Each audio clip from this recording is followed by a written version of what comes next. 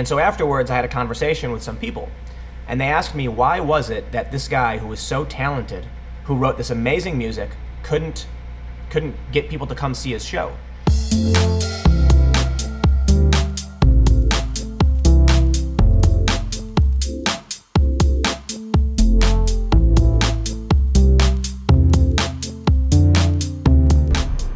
Thanks, man.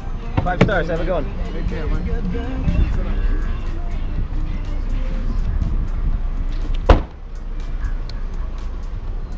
So, every day when I shoot a video, I will produce about 30 gigabytes of footage, sometimes more.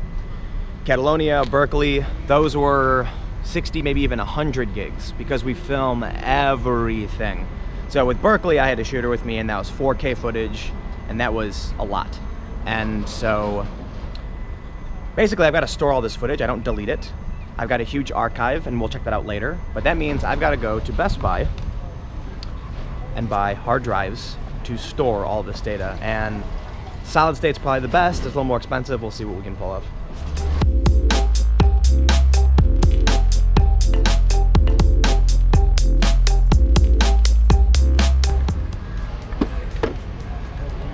Four terabytes. That's the best I've seen so far. Oh, that's brutal. But I gotta get it.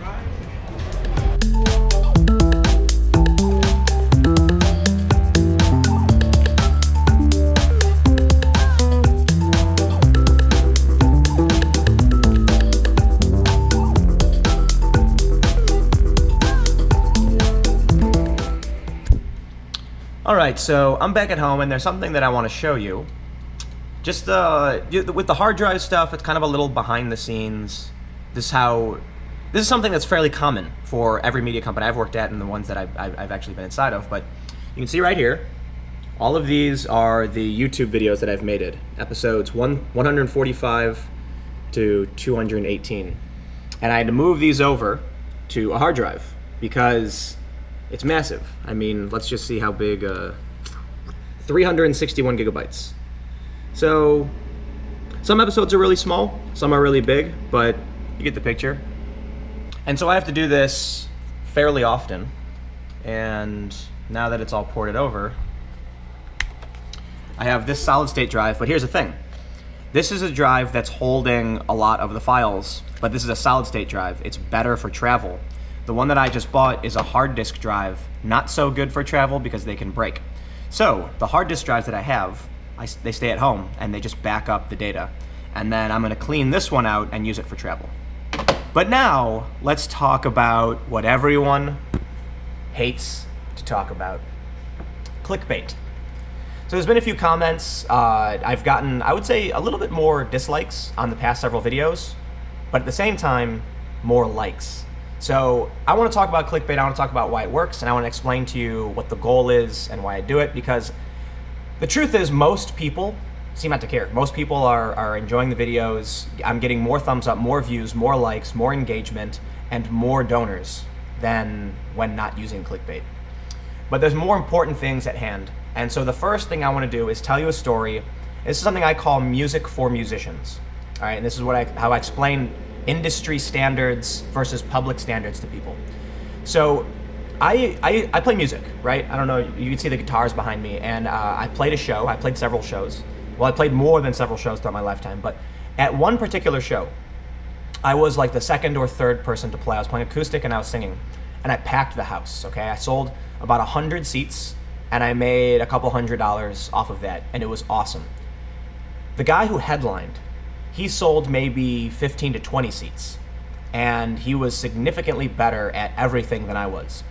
And so afterwards, I had a conversation with some people, and they asked me, why was it that this guy who was so talented, who wrote this amazing music, couldn't get people to come see his show? And there's the obvious. He's bad at marketing, maybe. He couldn't convince people that he's worth seeing. But I think the reality is, when you ask people who listen to his music, they'd say, I didn't understand it. Yes, the guitar style, the play style he had was incredibly complex, intricate, beautiful, and advanced, and it would make other guitar players go, wow. And his lyrics were poetic and beautiful, well thought out, just absolutely incredible. And it would make musicians and lyricists go, wow. But the average person would say, I don't get it. Now, you look at some of the songs I wrote. The songs I wrote were relatively simple. Yes, I have some more complicated songs that with a little more advanced play style and things like that. But for the most part, my songs were about 4 chords, very simple, with a nice melody and pretty simple lyrics. One of the songs that stood out to a lot of people was a joke song that I wrote on the spot, on stage. I said, I'm gonna make up a song right now, what should it be about? And someone yelled, sing about squirrels. So just totally ad-lib, just improv a song about Joni the squirrel.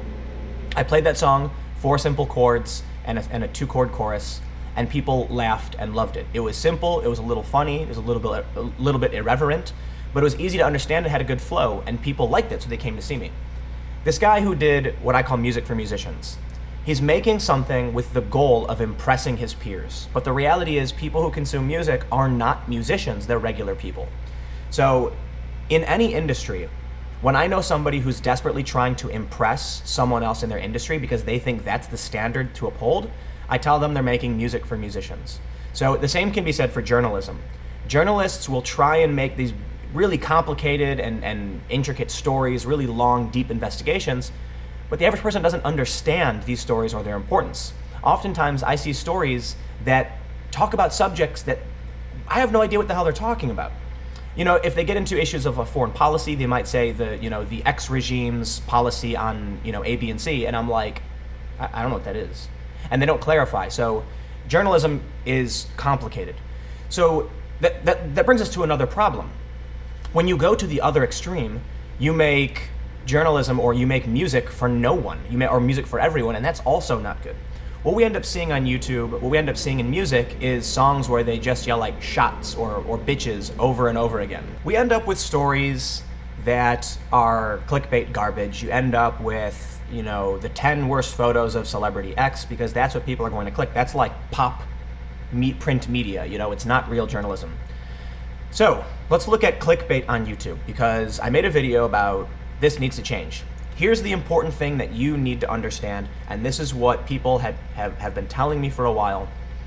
When I title a video with a specific news topic, several things happen. If I say this video is Catalonia declares independence, first, the only people who are going to find it are those who are searching for Catalonian independence.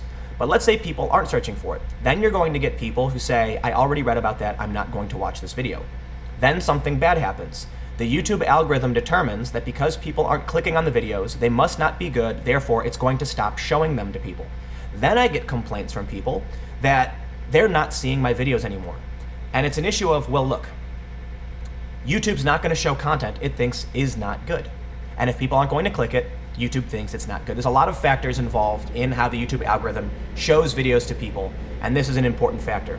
The most important thing to take away from this is that I originally wanted to do this channel as more of a YouTube community vlog style approach to doing news because people don't pay attention to news. They're not searching for stories about a Faraday cage or about hackers or about foreign policy or about Catalonian independence. They're not. And YouTube's not showing these videos to people. On top of that, YouTube is demonetizing these videos, okay? So if I want to get the average person to pay attention to a news story, how do I do it? I need to make fun, entertaining videos that people will click on. And that means clickbait titles because that's what works on YouTube. Now, I try not to go overboard. Some people will put like a red circle, they'll circle something with like people screaming at it. I tried to use real photos from the video, and I tried to make the opening scene something that would allude to what it is so that you don't feel like when you clicked on it, you're left hanging too much. But another important note is that when it comes to clickbait, people, as much as there are people complaining about it, most people are enjoying it and giving it a thumbs up. And so this video is kind of a way to address those that may be put off or upset that I've been using more clickbaity titles in the past week or so than I have before. Because I don't want to leave anyone hanging. I don't want to disregard the feelings or comments of individuals. But let's talk about demonetization. Because guess what? Clickbait videos don't get demonetized. I haven't been putting as many tags or information in the description, and the views have gone up, and the demonetization has stopped. All right? It stopped. Now, the last video that got demonetized was the interview with Lacey Green, but that's straight up in the title, feminism, tribalism, and it's got political stuff in the comments, in the description and the tags. And so when I do a video with very little in the description, it says, hey, it's a travel news vlog, it's fun, and the title is, you know, the top secret lab or whatever, it doesn't get demonetized. It gets more views than it normally would. It gets higher view engagement. Get this, the average watch time on these videos broke 10 minutes. Okay, so the videos I'm doing are 14, or so minutes, over 10 minutes. When I was doing news titles and just being straight up, I was getting less traffic, less likes, less comments. They were getting demonetized, and the average watch time was around 7 minutes. So I feel like this is a step in the direction that's going to attract the average person to pay attention to news stories, maybe stories about the alt-right and Antifa, or about independence, or about politics, things they wouldn't search for normally. So now people who don't pay attention to this stuff are going to be informed about it, and they're going to have fun doing it. That's the problem I'm trying to overcome. So that's basically why I do what I do, and it works. And so ultimately, the point of this video was just to let people know who are kind of upset that I'm sorry you don't like it. I appreciate your support if you're still willing to give it. But you need to realize that we need to get people who don't pay attention to news to pay attention to news. I need to be able to continue funding this, and this is what really works on YouTube. So if you want something more direct, look for my tweets on Twitter. Go on Twitter, because what I'm doing now is I'm making the direct, non-clickbait story headlines on Twitter, because that's where that works on Twitter. And I'm making YouTube for the YouTube community, which tends to really enjoy clickbaity titles and vloggy adventures. I don't know what's right. All I know is that this is working better, and it's all around more successful than just trying to convince people that they should eat their vegetables.